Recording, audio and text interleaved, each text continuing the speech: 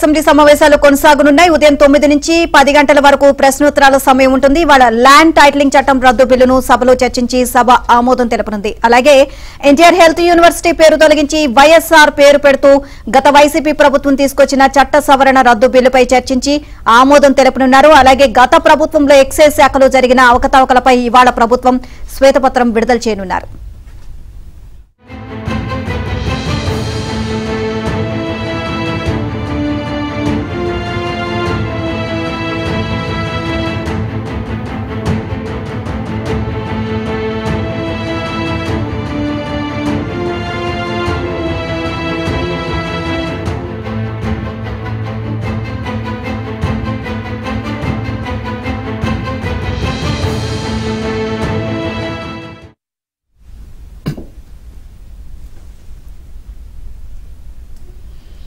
కేవలం మూడో రోజు ఏపీ అసెంబ్లీ సమావేశాలు కొనసాగనున్నాయి. ఇప్పుడు ఉదయం 9 నుంచి 10 గంటల వరకు ప్రశ్నోత్తరాలు సమయం ఉంటుంది. ఇప్పుడు లైవ్ చూద్దాం.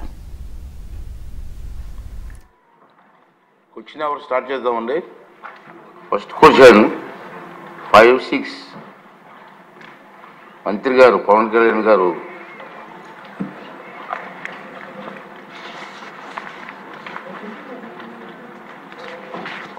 నమస్కారం సార్.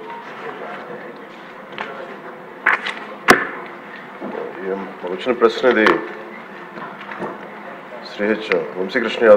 వంశీకృష్ణ శ్రీనివాస్ యాదవ్ గారు అడిగింది.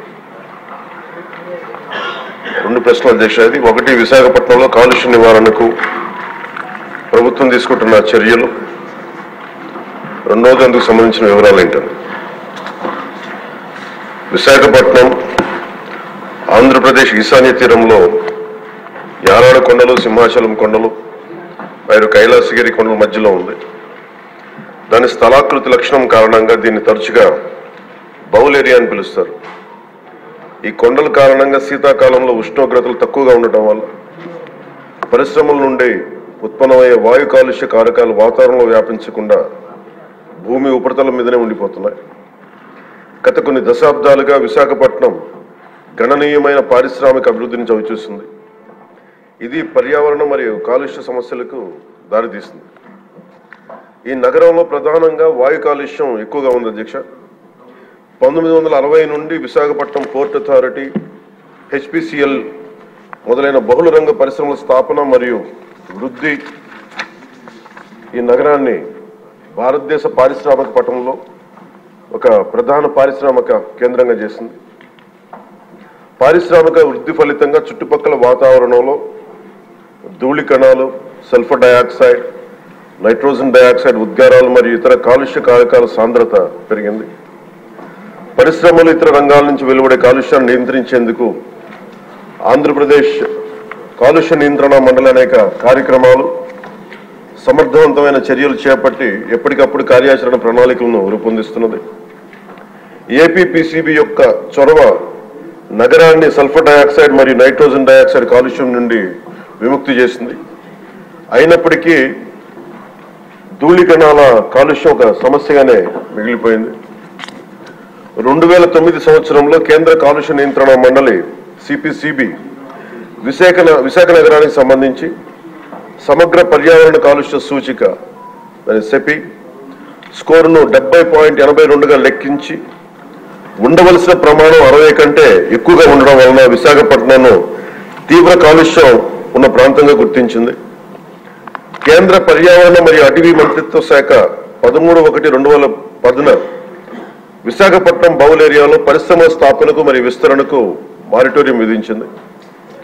ఇందువలన ఆంధ్రప్రదేశ్ కాలుష్య నియంత్రణ మండలి పరిశ్రమలు మరియు ఇతర భాగస్వాముల సమన్వయంతో బౌల్ ఏరియాలో ఉన్న పరిశ్రమలకు జాతీయ ప్రమాణాల కంటే ఎక్కువ కఠినమైన ఉద్గార ప్రమాణాలను, ఎమిషన్ స్టాండర్డ్స్ ను నిర్దేశించింది.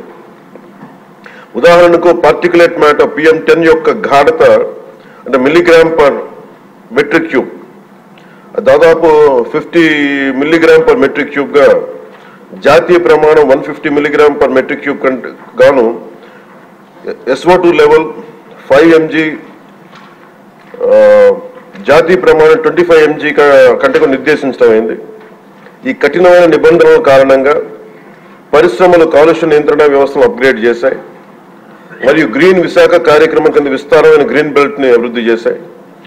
ఈ చర్యల వలన సెపీ స్కోర్ 2013 నాటికి 70.82 నుండి 52.31కి తగ్గింది. 2013లో ministry of environment, forest and climate change comprehensive environment pollution index score నగరానికి సంబంధించి 60 కంటే తక్కువగా ఉండడం వలన పరిశ్రమల విస్తరణపై ఉన్న మారిటోరియం ఎత్తివేసింది. కాలుష్యాన్ని నియంత్రించడంలో గణనీయమైన విజయం సాధించినప్పటికీ విశాఖపట్నంలో పరిశ్రమల విస్తరణ కార్యక్రమాల వలన మరియు సంబంధించిన ధూళితో కూడిన సరుకు రవాణా, కార్గో రవాణా మొదలైన తదనంతర కార్యకలాపాలు వాయు కాలుష్యం పెరగడానికి కారణమైనాయి. నగరంలో పార్టికులేట్ మ్యాటర్ అంటే ముఖ్యంగా కణ కాలుష్యం, దుమ్ము, ధూళి, మసి, పొగ ఈ లెవెల్స్ జాతీయ ప్రమాణాలు 60 మిల్లీగ్రాములు మించినందున వాయు నాణ్యత మెరుగుదల అవసరమని ఆంధ్రప్రదేశ్లోని మరో 12 నగరాలతో పాటు విశాఖపట్నంను నాన్ అటైన్మెంట్ సిటీలుగా సిపిసిబి గుర్తించింది.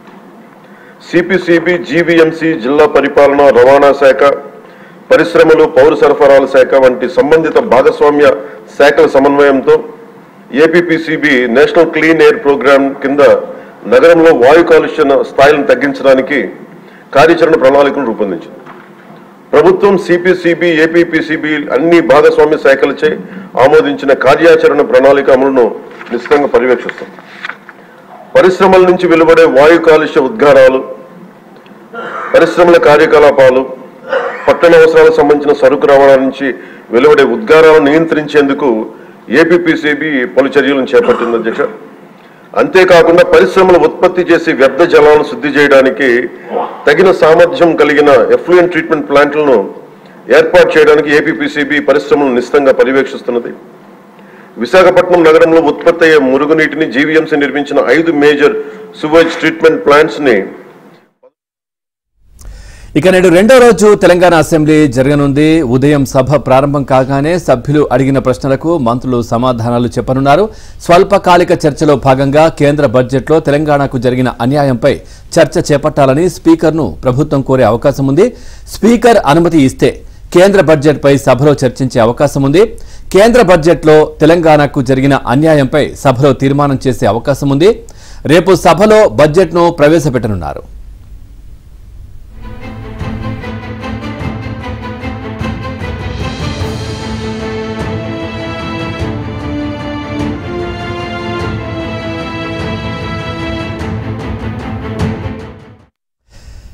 తెలంగాణ అసెంబ్లీ సమావేశాలకు సంబంధించి మరింత సమాచారం మా కరెస్పాండెంట్ రాజేష్ అడిగి తెలుసుకుందాం. రాజేష్, పూర్తి డీటెయిల్స్ ఏంటి? పూర్తిగా అసెంబ్లీలో ఏదైతే కేంద్రం ప్రవేశపెట్టిన బడ్జెట్ కి సంబంధించి కూడా చర్చ జరిగే అవకాశాలు ఉన్నట్టుగా తెలుస్తోంది. పూర్తిగా కక్ష సాధింపు చర్య కాదు, ఇది పూర్తిగా కక్ష సాధింపే అంటూ కూడా కాంగ్రెస్ పార్టీ చెప్తున్నటువంటి పరిస్థితులు కనిపిస్తా ఉన్నాయి. అసలు బడ్జెట్ లో తెలంగాణ ప్రస్తావన కనీసం పేరు కూడా రాలేదని చాలా మంది విమర్శలు చేస్తున్న పరిస్థితులు. అప్డేట్స్ ఏంటి?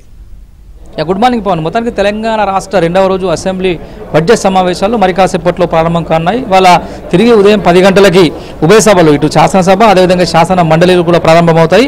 రెండవ రోజున ప్రశ్నోత్తరాల కార్యక్రమం ఉండబోతుంది. ప్రశ్నోత్తరాల్లో భాగంగా పాఠశాలలు మరియు కళాశాలల బస్సుల ఫిట్నెస్ తనిఖీ అంశంపై కూడా ప్రశ్నోత్తరాల సమయంలో చర్చ జరుగుతుంది. తండాలు, గ్రామ పంచాయతీలుగా ఉన్నతీకరణ, అదేవిధంగా ఆర్టీసీ సిబ్బందిని ప్రభుత్వ ఉద్యోగులుగా గుర్తింపు, వాణిజ్య పన్నుల శాఖలో అవకతవకలు, దాంతోపాటు నిజామాబాద్ అర్బన్ నియోజకవర్గంలో క్రీడా సముదాయం అంశంపై ప్రశ్నోత్తరాల సమయంలో మాట్లాడుతున్నారు. దాంతోపాటు తెలంగాణ రాష్ట్రంలో ఎన్ఐటీ ఏర్పాటు, అదేవిధంగా ఆరోగ్యశ్రీ పెండింగ్ బకాయిలు, దాదాపు 1000 కోట్లకు పైగా ఆరోగ్యశ్రీ పెండింగ్ బకాయిలు ఉన్నాయి. దీనిపైన కూడా ఇవాళ ప్రశ్నోత్తరాల సమయంలో చర్చ జరిగే అవకాశం ఉంది. రాష్ట్రంలో ఫీజు రీయింబర్స్మెంట్స్ బకాయిలకు సంబంధించిన విషయంలో, అదేవిధంగా జాతీయ రహదారుల విస్తరణ, మూసీ నదికి ఉస్మాన్ సాగర్, హిమాయత్ సాగర్ చెరువుల అనుసంధానంతో పాటుగా ప్రశ్నోత్తరాలు ముగుస్తాయి. ముగిసిన తర్వాత ప్రభుత్వం షార్ట్ డిస్కస్ పేరిట రుణమాఫీపై షార్ట్ డిస్కషన్ చేసేటువంటి అవకాశం ఉంటుంది. దాంతోపాటుగా మీరు అన్నట్టుగా ఇందాక కేంద్ర ప్రభుత్వము తెలంగాణకు జరిగినటువంటి అన్యాయం పైన మరొకసారి అసెంబ్లీ వేదికగా చర్చ జరిగేటువంటి అవకాశం కనిపిస్తుంది. నిన్న ముఖ్యమంత్రి రేవంత్ రెడ్డి దీనిపైన సుదీర్ఘంగా మీడియా సమావేశం ఏర్పాటు చేసి అనేక అంశాలు చెప్పారు. దీనికి అనుగుణంగా ఇవాళ ఆ ప్రతిపక్ష హోదాలో మాజీ ముఖ్యమంత్రి కేసీఆర్ శాసనసభకు రాగలరా, వచ్చి కేంద్ర ప్రభుత్వ నిర్ణయాన్ని వ్యతిరేకించగలరా, కేంద్ర ప్రభుత్వ నిర్ణయాన్ని మరొకసారి ప్రశ్నించగలరా అంటూ నిన్న సవాల్ వేసినటువంటి అంశాన్ని కూడా మనం చూసాము. దానిలో భాగంగా ఇవాళ అసెంబ్లీ సమావేశాల్లో ఆ పూర్తి స్థాయిలో కేంద్రం నుంచి తెలంగాణకు రావాల్సిన గ్రాంట్లు, ఇతరత్ర ఆదాయము, అదేవిధంగా జాతీయ ప్రాజెక్టులకు జాతీయ ప్రాజెక్టులకు కల్పించిన అంశము, జాతీయ రహదారుల విస్తరణలో భాగంగా నిధులు, అదేవిధంగా ఆంధ్రప్రదేశ్ పునర్విభజన చట్టంలో ఉన్నటువంటి అంశాలు, వాటన్నిటిపైన కూడా ఇవాళ శాసనసభ సమావేశంలో చర్చించేటువంటి అవకాశం కనిపిస్తుంది. దీంతో పాటుగా రాష్ట్రంలో గ్రూప్ 1, గ్రూప్ 2 అదేవిధంగా డిసి ఉద్యోగులందరూ కూడా కొద్ది రోజులుగా ప్రశ్నిస్తున్నారు. దీనిపైన జనాభా ప్రకారము కాంగ్రెస్ ప్రభుత్వం అధికారంలోకి వచ్చిన తర్వాత జాబ్ క్యాలెండర్ రిలీజ్ చేస్తామని చెప్పేసి అనౌన్స్ చేసింది. కాబట్టి ఆ అంశంపై ఇవాళ వాయిదా తీర్మానం ప్రవేశపెట్టాలని చెప్పేసి ఒక అయితే ప్రభుత్వం అయితే నిన్న పార్లమెంట్ లో కేంద్ర ప్రభుత్వం ప్రవేశపెట్టినటువంటి బడ్జెట్ ప్రధానంగా ఇవాళ రెండో రోజు బడ్జెట్ సమావేశంలో చర్చ జరిగే అవకాశం కనిపిస్తుంది. దాదాపు 50,000 కోట్లకు పైగా నుంచి ఉందని చెప్పేసి తెలంగాణ ఎక్స్పెక్ట్ చేసినప్పటికీ కనీసం తెలంగాణ పేరును కూడా ప్రస్తావించకుండా బడ్జెట్ సమావేశాలు, కేంద్ర బడ్జెట్ సమావేశాలు జరిగినటువంటిది తెలంగాణ రాష్ట్రాన్ని, తెలంగాణ ఉనికిని ప్రశ్నించేలాగా ఉనికిపోయేలాగా అంశాన్ని సభలో కాంగ్రెస్ ప్రభుత్వం లేవనెత్తినటువంటి అంశం